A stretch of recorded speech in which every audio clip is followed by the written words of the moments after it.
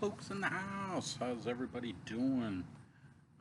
Beautiful day out right now. And usually I kind of schedule my videos, but I'll be posting this right away. Just a great day. I mean, wow. Got some grilling in. Just finished putting some burgers on the grill and turned out great.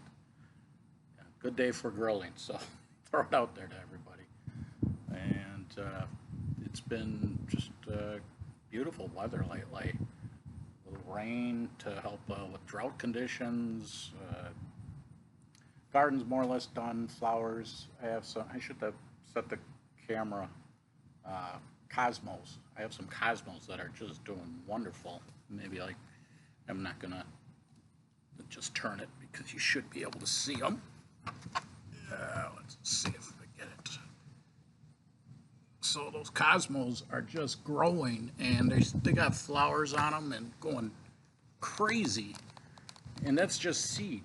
I never had. I mean, the seed this year I've had for flowers, I just dumped it in, and usually I try to do put them in the little planters and then transfer them. I never have luck with that. And this year I just planted it in the ground, and it turned out great. My zinnias, cosmos, and I know I had one other flower that took off. And gladiolas, I had 4, so I kind of was happy. They kind of they didn't call them at once. They spread out, so I guess it must have been the depth that I planted. But I planted about 20 bulbs and got 4. So better than nothing. 2 of them are going right now. One's kind of at its peak, and the other one's still got a little before it dies out. So the flowers, I have to say this year, pretty decent. I just feel, I feel like my dad watched over the garden this year. Just my thinking on it because of the success and seeing hummingbirds, and I've never seen the amount of hummingbirds flying around, and I could be just being at home a little more often that I was able to at least see them, so it's kind of cool. Okay, I do have movie talk today, but do have a Emerson Day, Get Behind Me. See what you think of that song. Do a search. I'm going to put the link in my description section so you'll be able to click on that. But see if you guys enjoy that, or it's like, nah, not for me, kind of. But something I like. Just has a good flow to it. Movie-wise, what else? No great deals to share. The coffee thing. I don't know if you remember, as I kind of talked about Wide Awake coffee.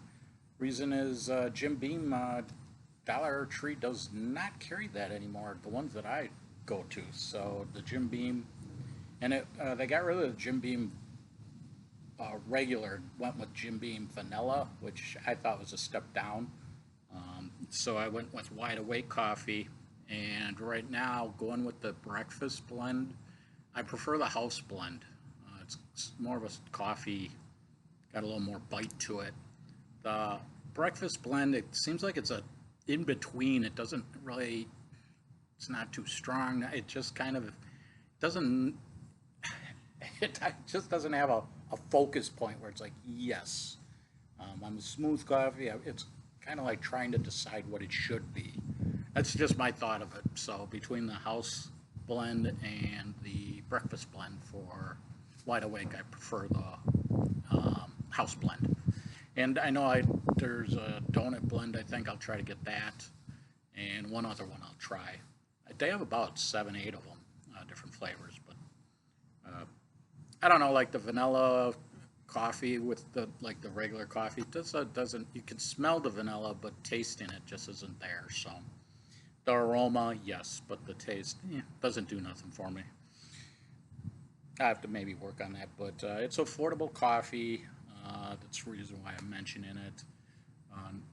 Nothing too crazy.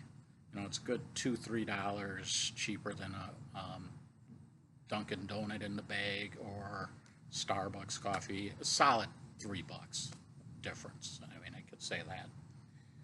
So if you're looking for cutting some corners in regards to coffee, recommend the Wide Awake coffee. Piggly Wiggly sells it in my area. I'm not sure who else, but but if it's on sale, you can get it for $4.99 sometimes for a bag, and that's pretty pretty decent. So so that is my deal, and talk about why I went from Jim Beam coffee to Wide Awake coffee. And now movies. Go with I guess the oldies. I got a couple of film noir movies. First one, 1947, Dick Powell, Johnny O'Clock. Dick Powell has to investigate a sister who gets murdered. Her sister comes and it's like, what happened? And she was involved in an illegal gambling operation that she worked at. That one had a 6.8. If you're looking for a film noir, detective, mystery, worth the watch. Next one, this one I enjoyed. This one I'll recommend. Pushover, 1954, Fred McMurray. This is a good cat and mouse movie. If you're looking for, yeah, I don't want to give more. Yeah, if you're looking for a good cat and mouse movie, this is it. And it had a 7.1. And then I went with a comedy that did have a bunch of actors in it from the 60s. Who is Minding the Mint? Milton Berle, Joey Bishop. I think Jamie Farr's got to be one of his first movies.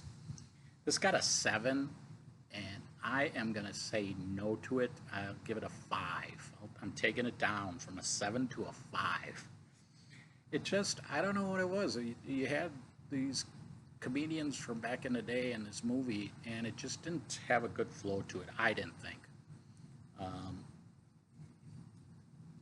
1967 again, maybe at that time, but Bob Denver's in this, and I know there's a couple other people that you see and you're like, holy cow.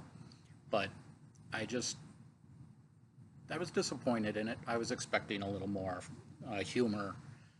I tried to be slapstick sometimes, and it just, either they pushed a little too much, maybe. Again, I was not, I can't give it a 7. Like I say, I give it a 5, and I could maybe, yeah, I'll go down 2 solid points. No problem with it. And my last one, more updated movie, 2017, Nomi, I forgot the last name, just wrote, I apologize.